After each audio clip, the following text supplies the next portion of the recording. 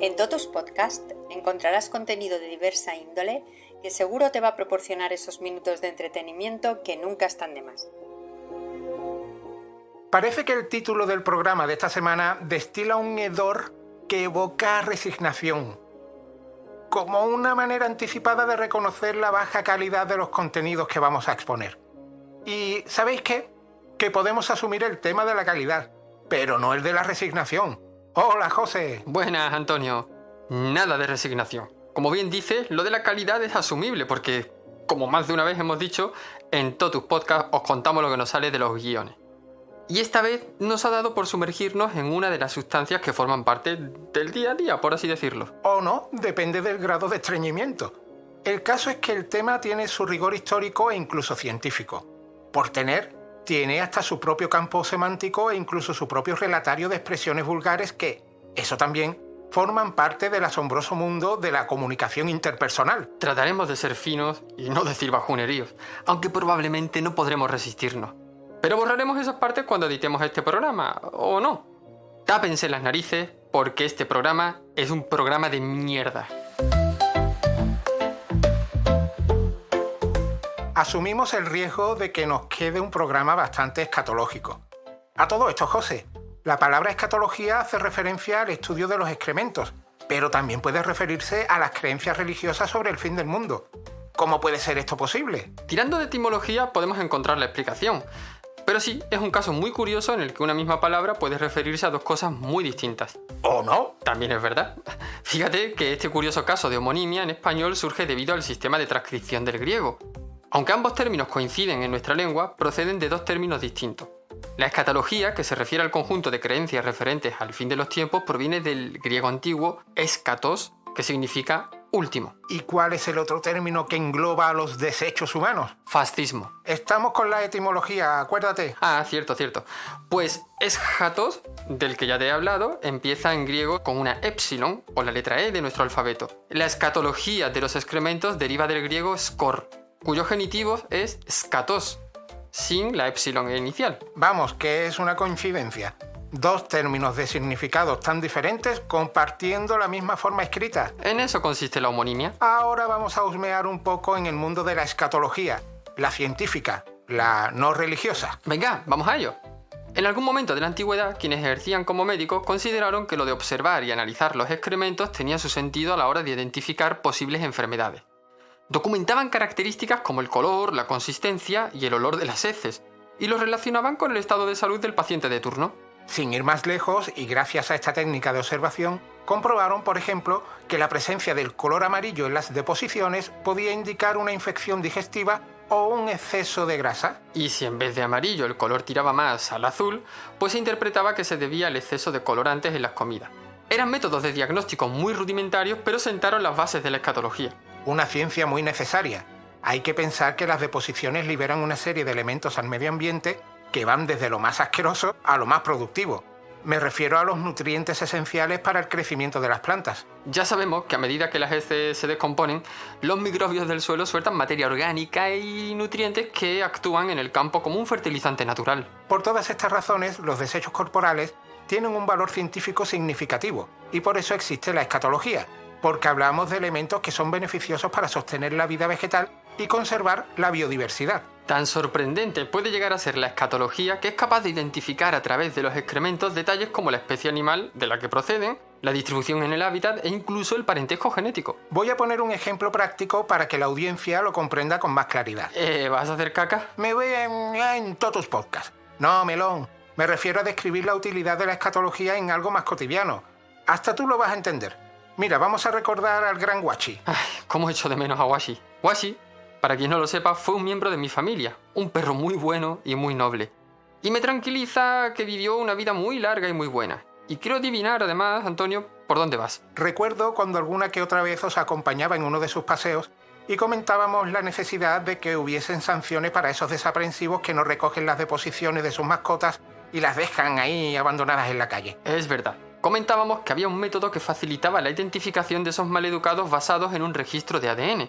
Hoy día no son pocos los municipios que tienen ese método. Básicamente consiste en tomar una muestra del exterior de las heces usando un bastoncillo. Y ese bastoncillo se envía a un laboratorio de ADN que lo analiza y obtiene un resultado que se compara con una base de datos que contiene el perfil genético de miles de perros. Actualmente, este procedimiento sigue permitiendo identificar y multar a muchos infractores. Ahora se entiende mejor tu intención de explicar la utilidad de la escatología con algo cotidiano. Vamos a poner otro ejemplo, quizá no tan cotidiano, para que veas hasta qué punto la escatología es capaz de resolver misterios, José. Nos vamos a la Italia del siglo XIV. En 1329 muere un soldado, un amigo de Dante Alighieri, el autor de la Divina Comedia. Ese soldado, conocido como Can Grande della Scala, estaba en plena campaña militar cuando, sin venir a cuento, muere tras lo que parecía una indigestión de las chungas. Vómitos, diarreas... Muchos aventuraron que fue un asesinato, que lo envenenaron, pero no había por entonces una forma científica de averiguarlo. 7 siglos después de aquello, en el año 2015, se exhumó la momia de Can Grande della Scala y se analizaron los restos fecales que aún tenía en su intestino. ¿Y qué pasó? Lo que pasó a continuación no te lo podrás creer.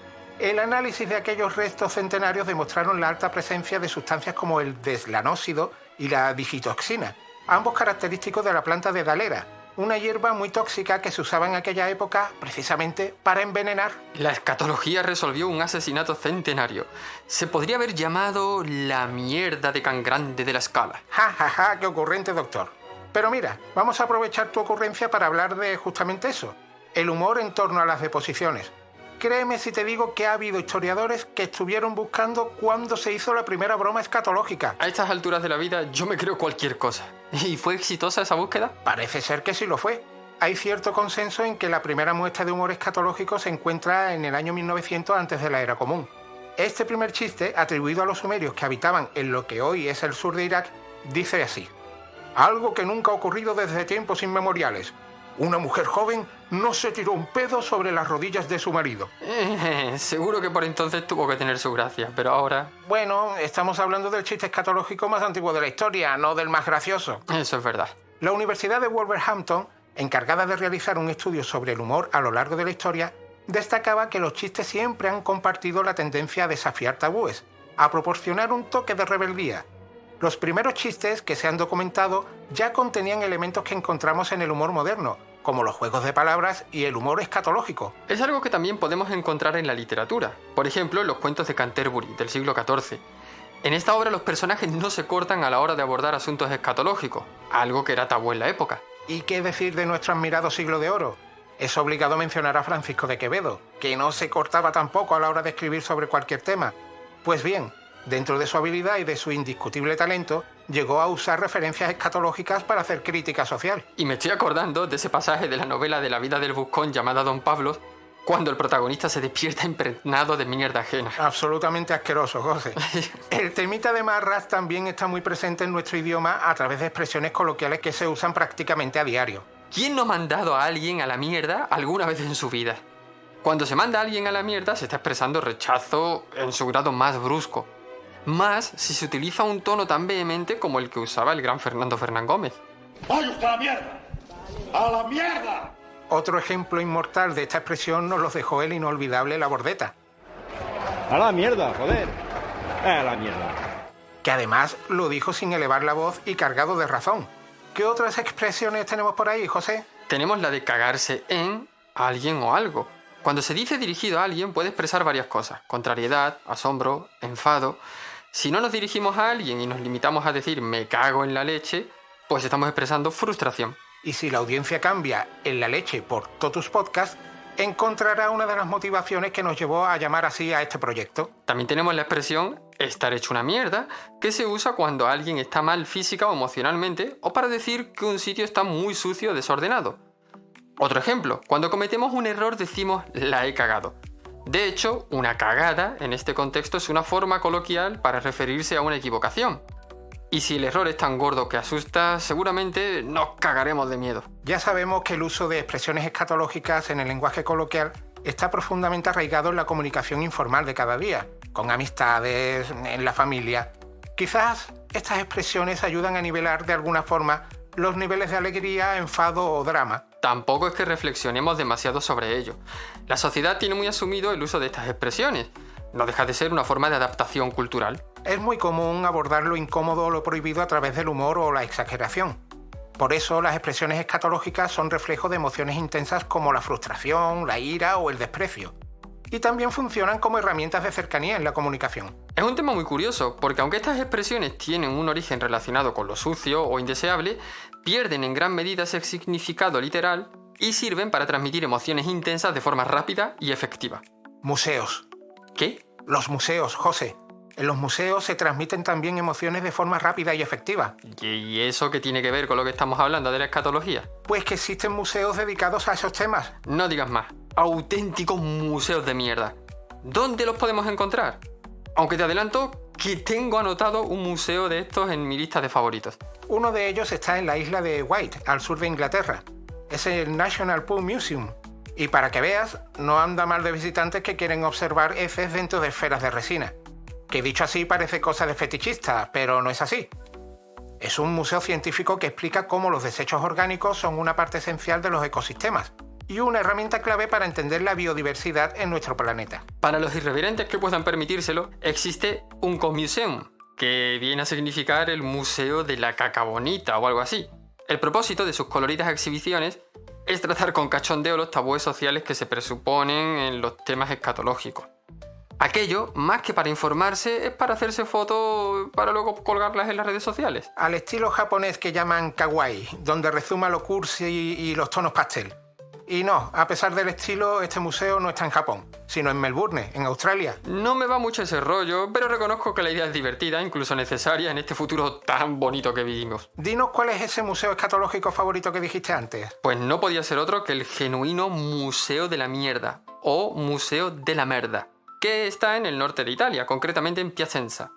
Y, como el que comentabas de Inglaterra, también trata de temas que van de la historia, pasando por la biología, hasta lo social. Me imaginaba que iba a ser ese museo. ¿Cómo me conoces? Además, el museo destaca por su contenido y porque está en un viejo castillo medieval. Y con lo fanático que eres de la Edad Media, no sé qué haces que no estás viviendo allí. ¿Qué nos puedes contar de ese museo? Pues que está muy centrado en el tema del reciclaje y de las maravillas naturales que se pueden lograr con el estiércol. Tiene hasta una especie de departamento de innovación, gracias al cual fabricaron estiércol 2.0, o por su nombre técnico, la merda cotta, que combina caca de la vaca y arcilla. En el propio museo se pueden adquirir objetos creados con merda cotta, como macetas, platos y azulejos. No nos queda más remedio que comer algún día en uno de esos platos. A ver cómo supera esto para cerrar el programa. Creo que con la obra de arte que te voy a contar puedo por lo menos llegar a tu nivel.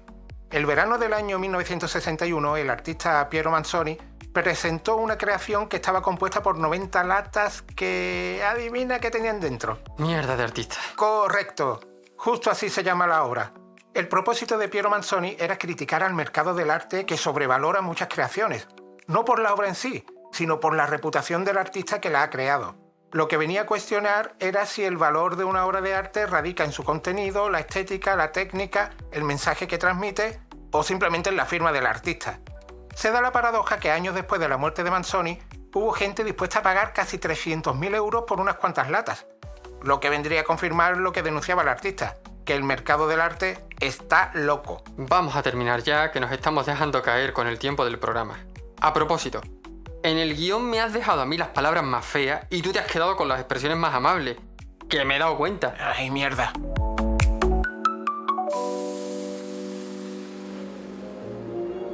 Gracias por escuchar y apoyar Totus Podcast. Síguenos en la web www.totuspodcast.com y en nuestras redes sociales. Hasta el próximo programa.